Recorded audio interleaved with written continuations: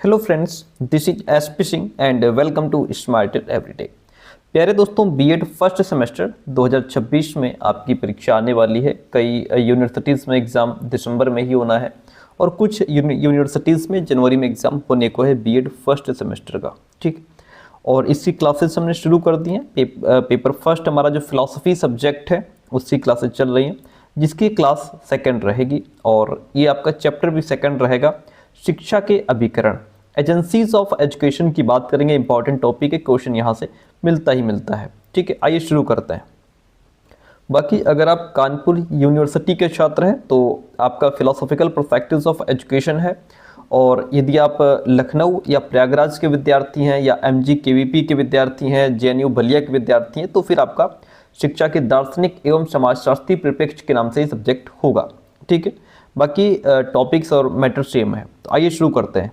चलिए, ये हमारा जो फर्स्ट जो चैप्टर है ये कवर हो चुका है। हमने जो क्लास ली इससे पहले उसमें फर्स्ट चैप्टर को पूरा कंप्लीट कर दिया, और इस क्लास में जो आपका सेकंड चैप्टर रहेगा उसको हम लोग देखेंगे। ये आपका सेकंड चैप्टर, शिक्षा के अभिकरण, एजेंसीज ऑफ एजुकेशन की बात करेंगे। एजेंसीज ऑफ एजुकेशन का मतलब ये है कि हमें शिक्षा जो है वो कई एजेंसीज से मिलती है, कई जगह से हम शिक्षा को प्राप्त करते हैं। यानी कि शिक्षा के कई सारे सोर्सेज हैं, कोई एक सोर्स नहीं है, कोई एक स्रोत नहीं है जहां से शिक्षा आ रही है। कई सारे सोर्सेज के माध्यम से हमको शिक्षा प्राप्त होती है। कहां से आती है, आइए हम लोग समझते हैं विधिवत तरीके से।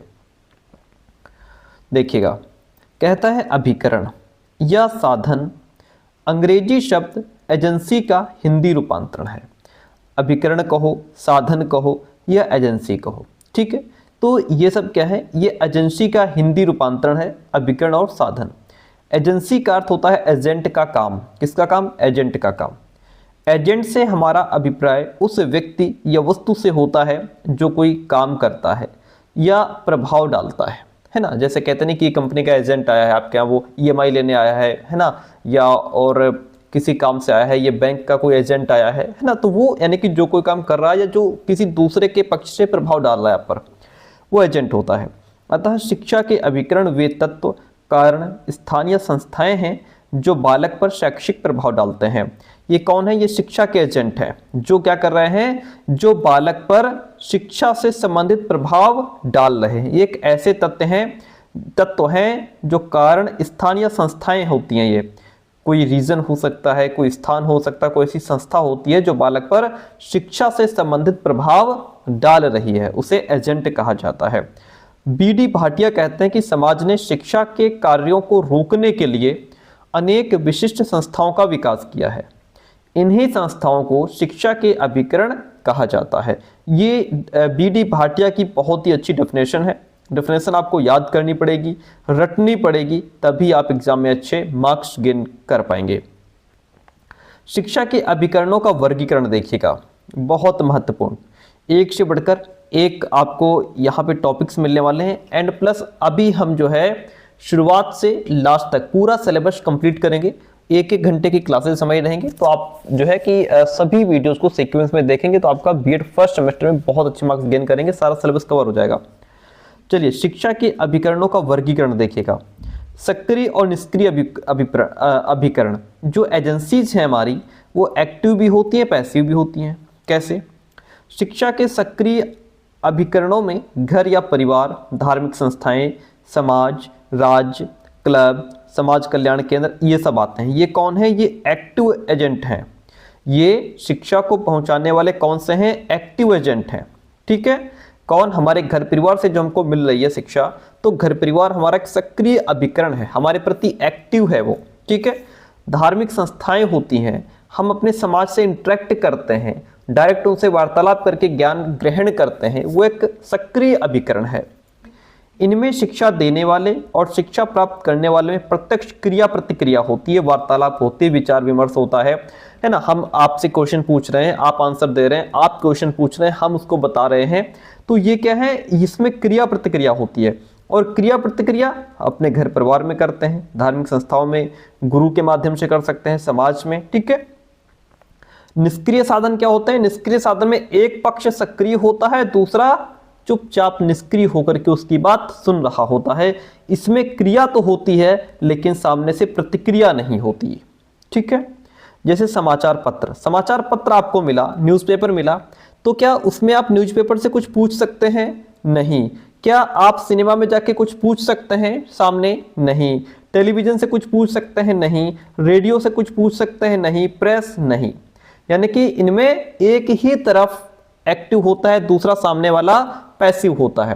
तो ये एक तरफा अभिकरण होते हैं ये। ठीक है, तो ये निष्क्रिय साधन के रूप में आ जाते हैं। किस में आ जाते हैं? ये निष्क्रिय साधन के रूप में आ जाते हैं। और सक्रिय में हमारे घर परिवार आ जाता है, जहां से क्रिया प्रतिक्रिया बराबर होती है। व्यावसायिक अथवा अव्यावसायिक अभिकरण क्या होते हैं? Commercial and non commercial agencies. व्यावसायिक साधन वे होते हैं जो प्रत्यक्ष तथा अप्रत्यक्ष रूप से व्यक्ति का ज्ञान वर्धन करते हैं। यानी कि प्रत्यक्ष डायरेक्ट या इनडायरेक्टली बच्चे का ज्ञान बढ़ाते हैं। साथ ही वे व्यक्ति के व्यवहार आचरण को भी प्रभावित करते हैं। बालक के व्यवहार में परिवर्तन लाते हैं, उसके आचार विचार में परिवर्तन लाते हैं, है ना, उसके कैरेक्टर को डेवलप करते हैं। इनका प्रयोग व्यावसायिक दृष्टि से किया जाता है। जैसे व्यावसायिक साधनों में आपका रेडियो है, टेलीविजन है, फिल्म हो गया, पत्र पत्रिकाएं, नाटक, इन सबको स्थान दिया गया है। इतनी बात क्लियर है? ये सब व्यावसायिक साधन में आते हैं। अव्यावसायिक साधन वो होते हैं जिनका उद्देश्य न किसी व्यवसाय को बढ़ाना होता है और ना ही इनका शिक्षा के लिए आयोजन किया जाता है। इनका प्रयोग समाज सेवा की दृष्टि से किया जाता है। किस दृष्टि से किया जाता है? समाज सेवा की दृष्टि से किया जाता है। इनमें खेल क्लब, समाज कल्याण केंद्र हो गए, प्रौढ़ शिक्षा के केंद्र हो गए, स्काउटिंग हो गया, युवा संगठन, ये सब इसमें शामिल होते हैं। इतनी बात क्लियर है? ठीक है, अब इसके बाद हम समझेंगे औपचारिक और अनौपचारिक साधन क्या होते हैं। बहुत बढ़िया। फॉर्मल और एंड इनफॉर्मल एजेंसी। शिक्षा के औपचारिक साधन एक निश्चित योजना के अनुसार होते हैं। शिक्षा के जो औपचारिक साधन होते हैं एक निश्चित प्लान्ड, ये प्री प्लान्ड होते हैं। इनके नियम निश्चित होते हैं और इनकी देखभाल वेल ट्रेंड व्यक्तियों के द्वारा की जाती है। इसके अंतर्गत आपका स्कूल, पुस्तकालय, अजायब घर, चित्र भवन, पुस्तकें, ये सब इसमें आ जाते हैं। शिक्षा के अनौपचारिक साधनों का विकास स्वाभाविक रूप से होता है।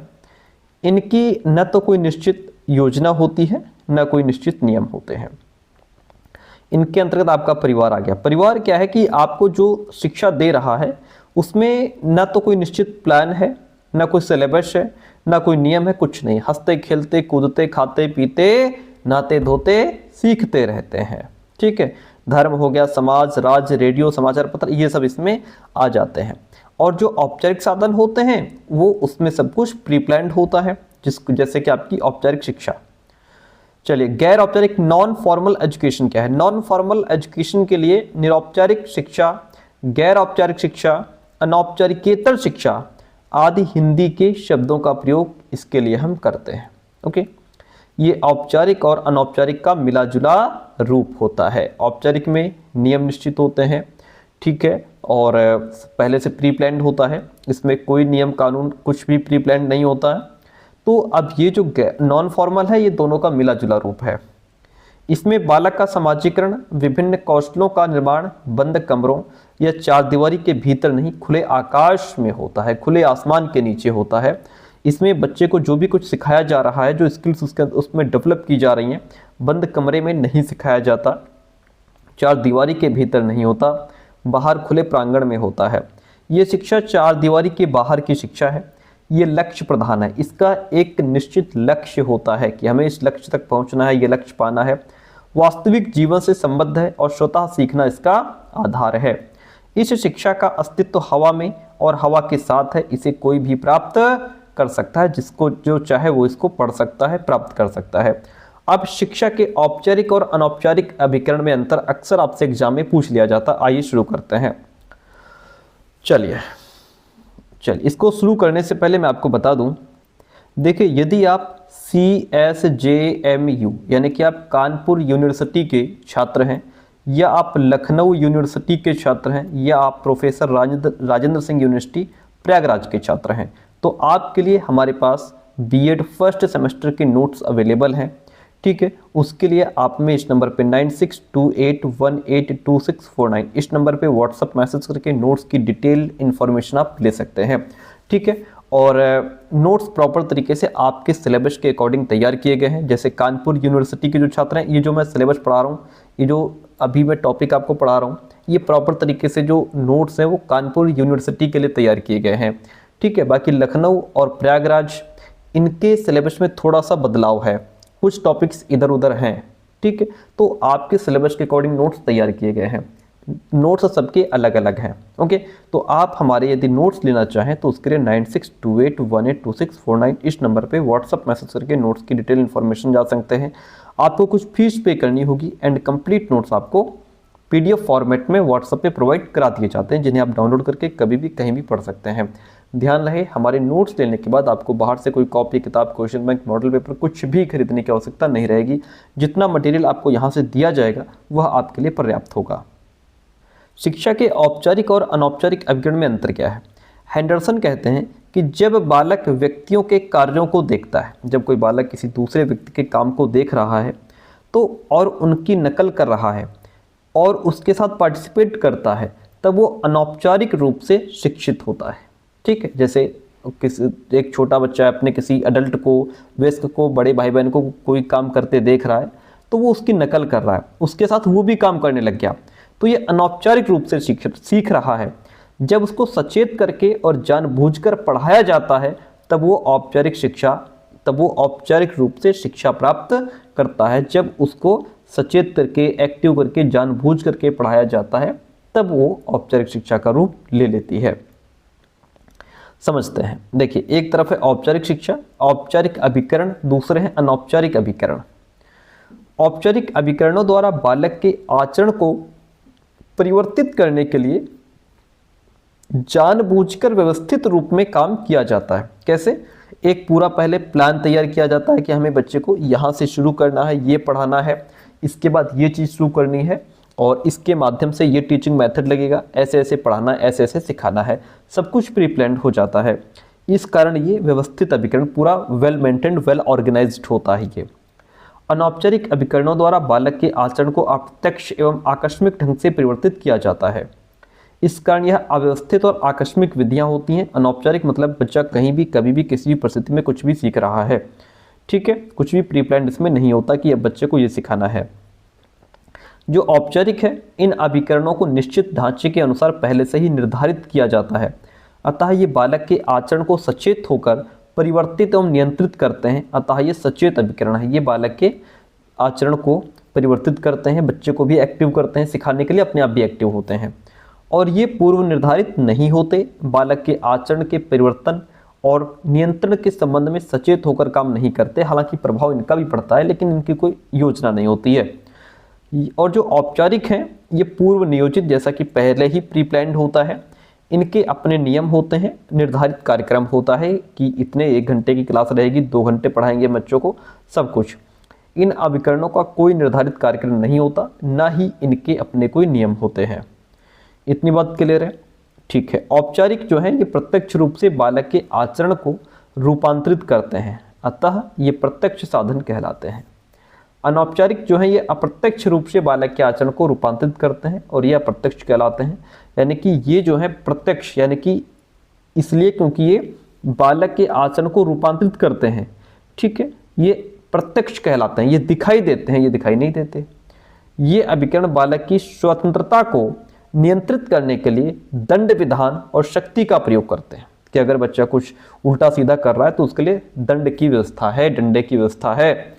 ठीक है, अतः कृत्रिम और अस्वाभाविक अभिकरण है ये। यहाँ पे स्वतंत्रता को नियंत्रित नहीं करते, ये स्वाभाविक और रोचक होते हैं। बच्चे के जो उसकी जो फ्रीडम है उसको कंट्रोल नहीं करते। तो ये जो है आज औपचारिक और अनौपचारिक के बीच डिफरेंस आप और अच्छे से थोड़ा इसको डीप में समझ लीजिएगा, पढ़ लीजिएगा, क्योंकि आपसे क्वेश्चन ये अक्सर पूछ लिया जाता है। अब देखिए, होम एंड फैमिली यानी कि घर परिवार शिक्षा के अनौपचारिक अभिकरण के रूप में कैसे है। बहुत इंपॉर्टेंट, परिवार को बच्चे का प्राथमिक विद्यालय माना जाता है और परिवार जो है, घर परिवार, यही बालक का समाजीकरण की प्राथमिक संस्था यही है। ठीक है, यह परिवार का आंगन ही है जिसमें बालक अपने घुटनों के बल चलकर पल प्रतिपल बड़ा होकर खड़ा होता है।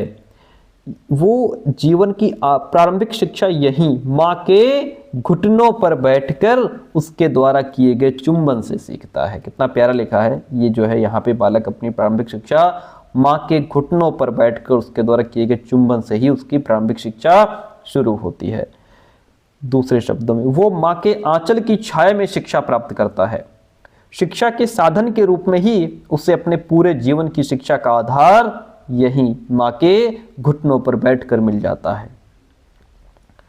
अगला पॉइंट, परिवार बालक के मानसिक, शारीरिक, व्यक्तिगत, संवेगात्मक, नैतिक और चारित्रिक विकास में योगदान देता है। परिवार बालक को मेंटली प्रिपेयर करता है, फिजिकली प्रिपेयर करता है, उसका पर्सनैलिटी डेवलपमेंट करता है, इमोशनली प्रिपेयर करता है कि बच्चा अपने इमोशंस पर कंट्रोल कर पाए, इमोशंस को पहचान पाए, और उसको नैतिकता सिखाता है, बच्चे का चरित्र का विकास करता है।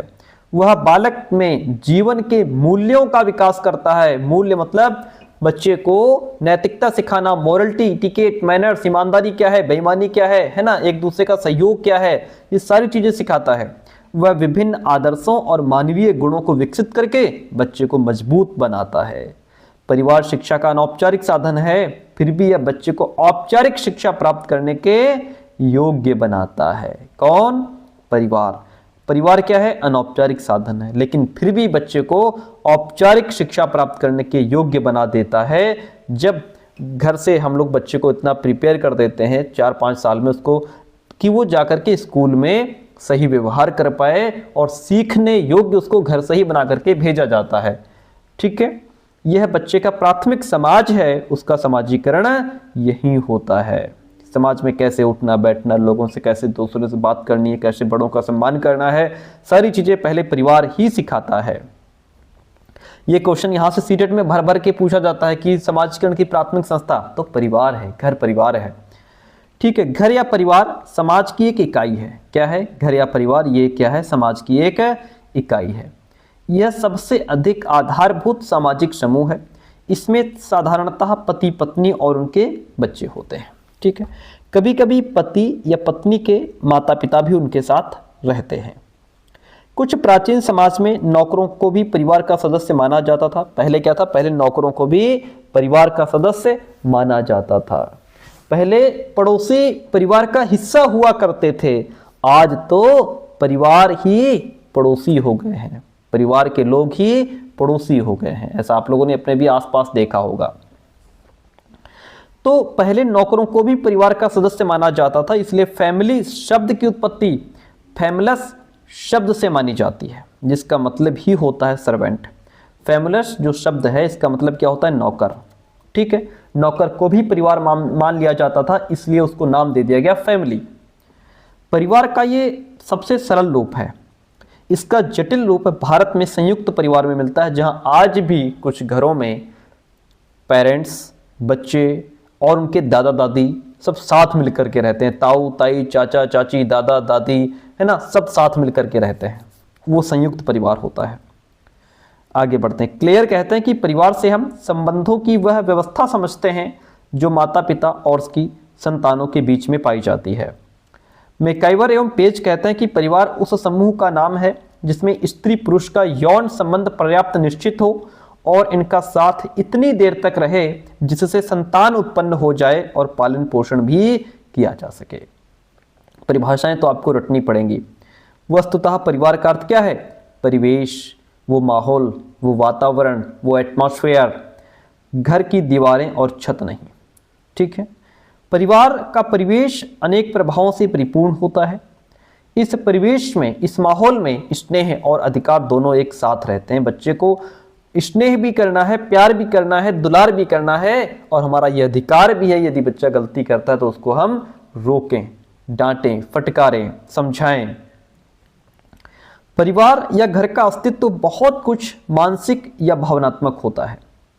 परिवार में निस्वार्थ स्नेह होता है, सुरक्षा होती है, एक दूसरे का साथ, सौहार्द, प्रेम भावना, भ्रातृत्व, भाईचारे की भावना, सम्मान और परस्पर एक दूसरे के प्रति समर्पण के भाव हमारे अंदर पैदा होते हैं।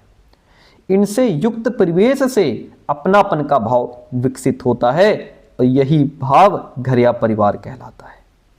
प्यारे दोस्तों, ये जितनी सरल भाषा हमारे नोट्स में लिखी है, जितनी आनंददायक भाषा, प्रेम पूर्वक पढ़ने वाली भाषा हमने इस नोट्स में डाली है, शायद ही आपको कहीं किसी किताब में, मॉडल पेपर में कहीं रेयरली मिल जाए। बहुत प्यारा लिखा है। आइए समझते हैं।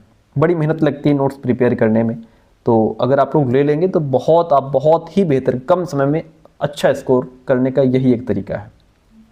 कानपुर यूनिवर्सिटी वाले छात्र बहुत ध्यान से सुने समझे, ये नोट्स आपके लिए बहुत कीमती हैं। चलिए, बालक के जीवन में परिवार का क्या महत्व, यदि ये क्वेश्चन पूछ ले तो आप क्या लिखेंगे? Importance of family in child's life. देखिए, रेमंड ने ठीक ही लिखा है। कहते हैं, दो बच्चे भले ही एक विद्यालय में पढ़ते हों, एक ही समान शिक्षकों से प्रभावित होते हों, ठीक है, दो बच्चे एक विद्यालय में पढ़ रहे हैं, दोनों को एक ही टीचर या एक जैसे टीचर दोनों को पढ़ा रहे हैं, एक सा ही वो अध्ययन करते हैं, सेम सिलेबस पढ़ रहे हैं, फिर भी वे अपने सामान्य ज्ञान, अपनी रुचियों, भाषण, व्यवहार और नैतिकता में अपने घरों के कारण जहाँ से वे आते हैं पूरी तरह अलग अलग हो सकते हैं।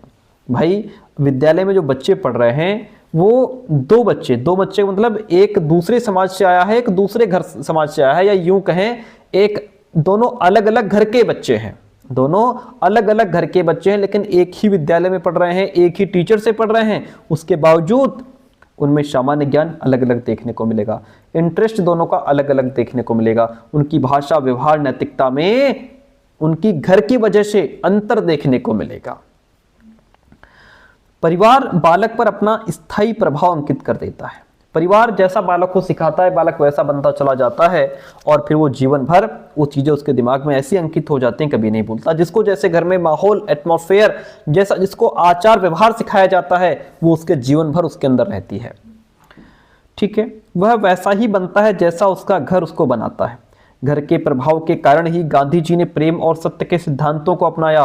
शिवाजी ने अपनी माता से रामायण और महाभारत की शिक्षा प्राप्त करके ही मराठा राज्य की नींव डाल दी थी। आई बात समझ में? बहुत प्यारा लिखा है। H.C. एंडरसन का स्टेटमेंट है कि हमारे अपराधियों में से 80% सहानुभूतिपूर्ण घरों से आते हैं, जिनके घर में रोज लड़ाई, दंगा, झगड़ा होता है, एक दूसरे की मारपीट होती है ना, और शुद्ध भोजन मिलता नहीं है, बड़े कलह कलेश होते हैं। ऐसे घरों के बच्चे 80% अपराधी ही बन जाते हैं। यहाँ ये कहना असंगत न होगा कि घर के वातावरण का प्रभाव व्यक्ति के विकास के सभी स्तरों पर पड़ता है, चाहे बच्चे का शारीरिक विकास हो। घर में अगर रोज कलह है तो बच्चे का फिजिकल डेवलपमेंट भी अच्छे से नहीं होगा, और मेंटल डेवलपमेंट पर तो उसका प्रभाव पड़ेगा ही पड़ेगा, मस्तिष्क पर तो प्रभाव पड़ेगा ही पड़ेगा। भावनात्मक रूप से भी बच्चा कमजोर हो जाएगा, उसके अंदर एक डर बैठ जाएगा, है ना, एक भय उसके अंदर बना रहेगा, संदेह बना रहेगा, कॉन्फिडेंस आ नहीं सकता कलह वाले घर से। हर तरीके से बच्चे पर प्रभाव पड़ता है। इसलिए लॉरी ने लिखा है, शैक्षिक इतिहास के सभी स्तरों पर परिवार बालक की शिक्षा का प्रमुख साधन है। कौन? परिवार। इतनी बात क्लियर है? बहुत बढ़िया, बहुत बेहतरीन क्लास। चलिए, अब समझते हैं कि विद्यालय शिक्षा के औपचारिक अभिकरण के रूप में कैसे काम करता है। School as formal agency of education, बहुत महत्वपूर्ण। चलिए, वर्तमान समय में औद्योगिकरण, जनसंख्या की वृद्धि, नगरीकरण, आवश्यकताओं की अधिकता, जनसंचार माध्यम, ज्ञान विज्ञान के विस्फोट ने ज्ञान को जटिल और विशेष बना दिया है। ज्ञान को जटिल तो बनाया ही है, कॉम्प्लिकेटेड तो बना दिया, अरे भैया विशेष भी बहुत कर दिया है। विद्यालय के अतिरिक्त अन्य किसी शिक्षा अभिकरण द्वारा अब नवीन ज्ञान की शिक्षा देना असंभव प्रतीत होता है। सामाजिक और सांस्कृतिक धरोहर को एकत्रित करके उसका विकास करने और उसे दूसरी पीढ़ी को ट्रांसफर करने के लिए विद्यालय ही एकमात्र साधन बचा है। क्या कहता है?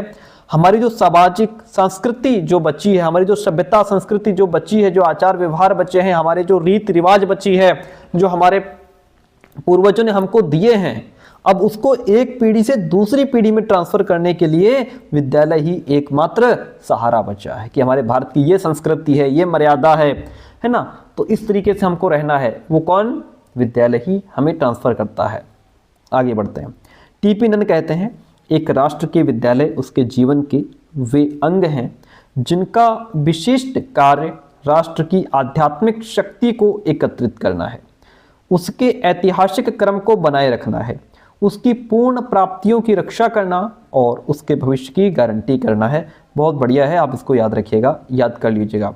विद्यालय का महत्व क्या है, उसकी आवश्यकताएं क्या है, समझिए। एस बालकृष्ण जोशी ने लिखा है कि किसी भी राष्ट्र की प्रगति का निर्माण विधानसभाओं, न्यायालयों और फैक्ट्रियों में नहीं वरन विद्यालयों में होता है। आई बात समझ में?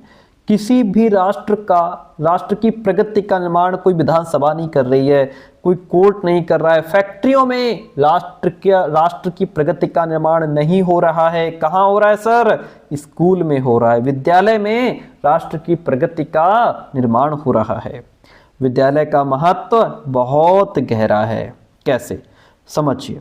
एक तो जीवन की जटिलता की बात करते हैं हम लोग, यानी कॉम्प्लेक्सिटी ऑफ लाइफ। आज का जीवन प्राचीन काल के जीवन के समान सरल और अब वो सुखमय नहीं रहा, आनंदमय नहीं रहा। अब तो बहुत भागा दौड़ी, हर व्यक्ति परेशान।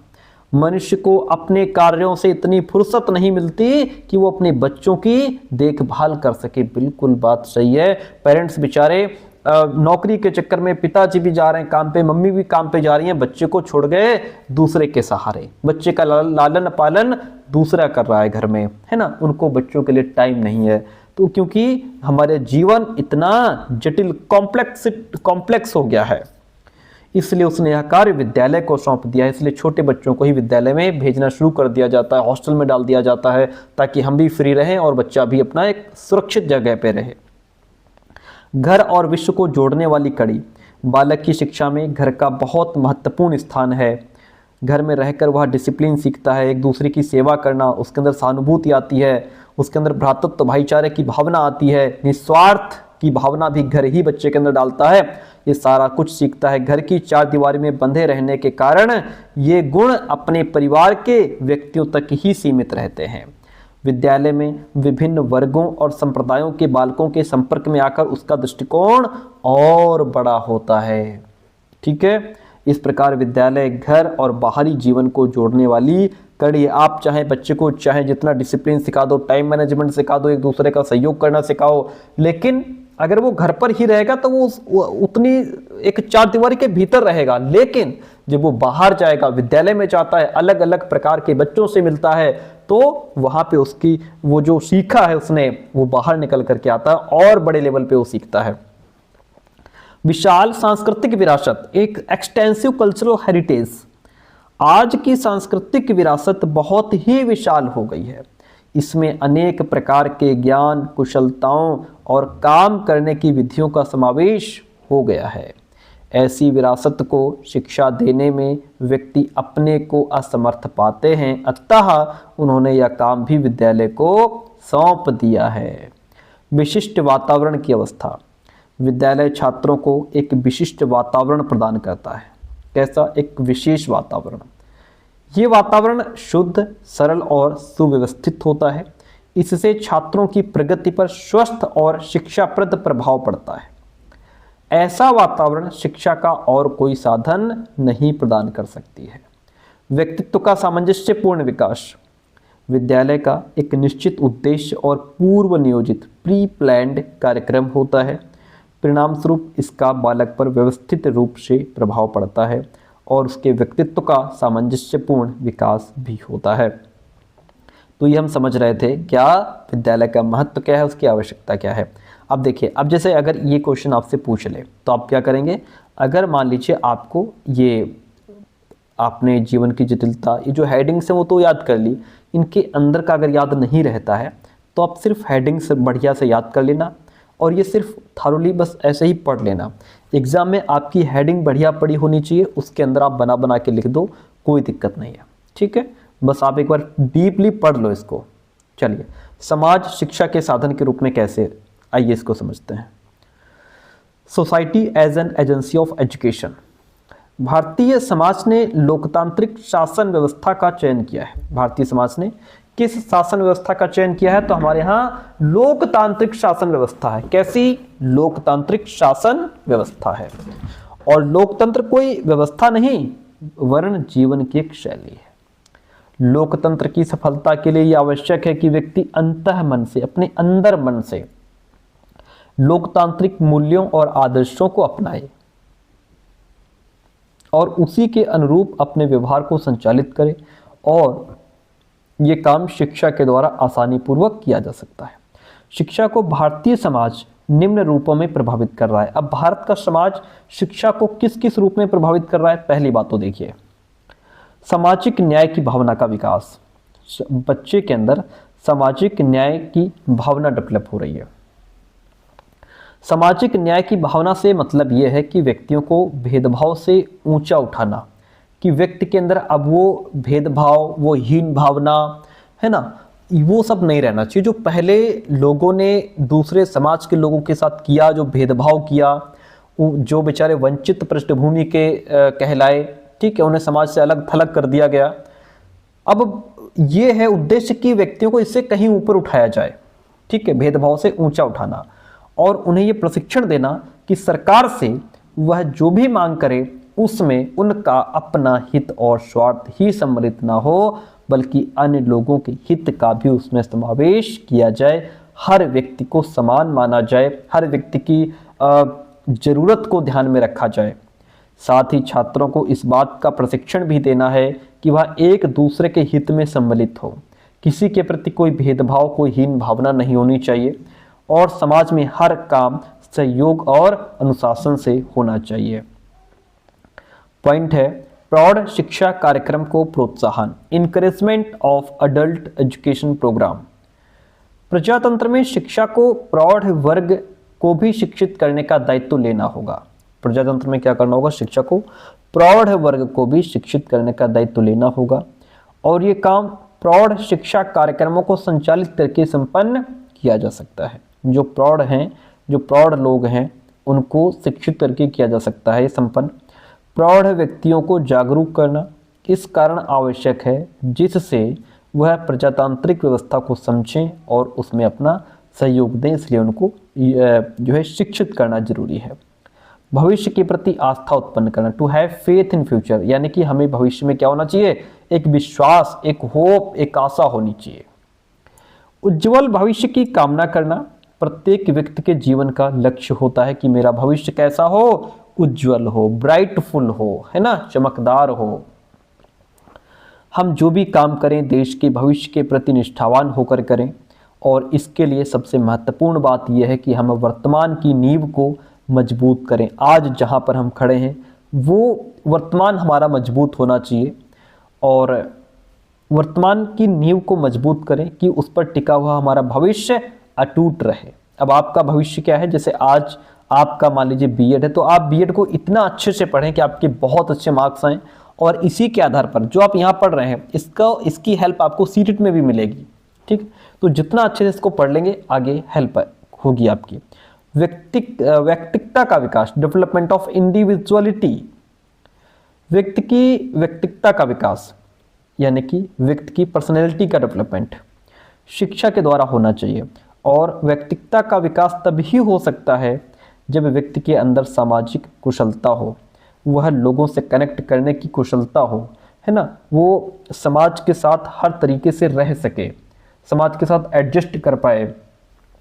क्योंकि जो व्यक्ति सामाजिक दृष्टि से कुशल है वही दूसरों के व्यक्तित्व का सम्मान और आदर कर सकता है, दूसरों के बीच रह सकता है। जो व्यक्ति सामाजिक रूप से जितना ज़्यादा कुशल होता है समाज के लोग उसे उतना ही ज़्यादा प्यार करते हैं। कुशल का मतलब यहाँ पे है यह है कि आप एकदम कतई ओपन माइंडेड, लोगों से बड़ा खुल करके मिलते हैं, ठीक है, हर व्यक्ति से आपका प्रेम है, दोस्ती है, व्यवहार है, आप लोगों के चेहरों को अच्छे से पढ़ते हैं, दूसरे की भावनाओं विचारों को बहुत अच्छे से समझते हैं। तो ये आपके अंदर स्किल होना चाहिए।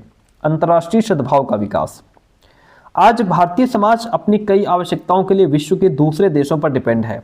इस कारण शिक्षा का यह भी उद्देश्य होना चाहिए कि वो बालक के अंदर अंतर्राष्ट्रीय सद्भाव को डेवलप करे, जिससे हम संपूर्ण विश्व के साथ एकता और सामंजस्य बनाए रखें। हमारे अंदर क्या होना चाहिए? अंतर्राष्ट्रीय सद्भाव, ठीक है, यानी कि दूसरे देशों के प्रति भी हमारे अंदर सम्मान होना चाहिए।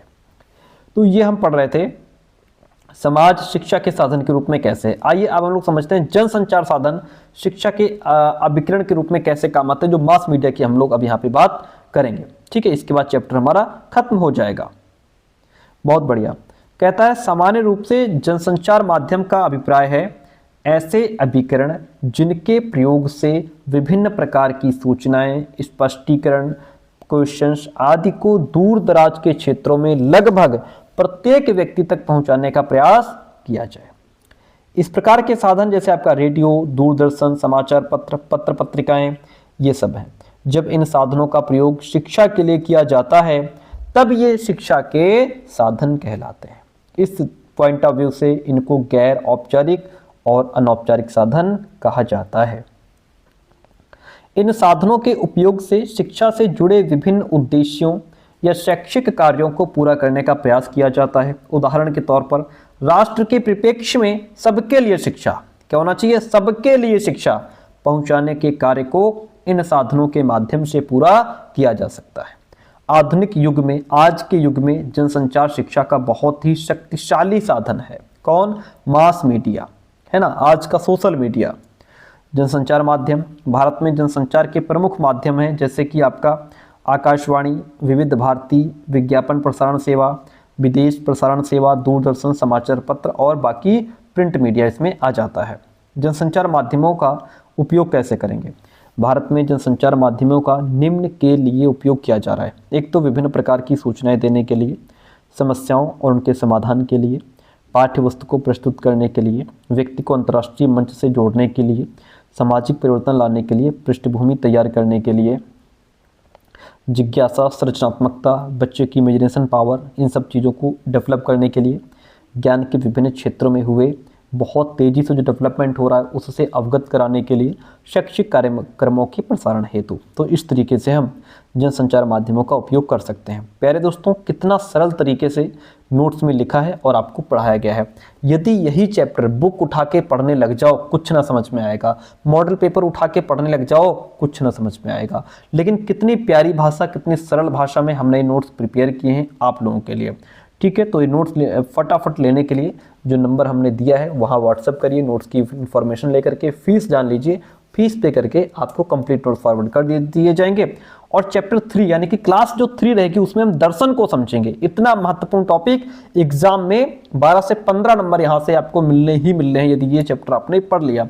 मीनिंग ऑफ फिलॉसफी क्या होती है, दर्शन का अध्ययन क्षेत्र, ये सारी चीज़ें हम लोग पढ़ने वाले हैं।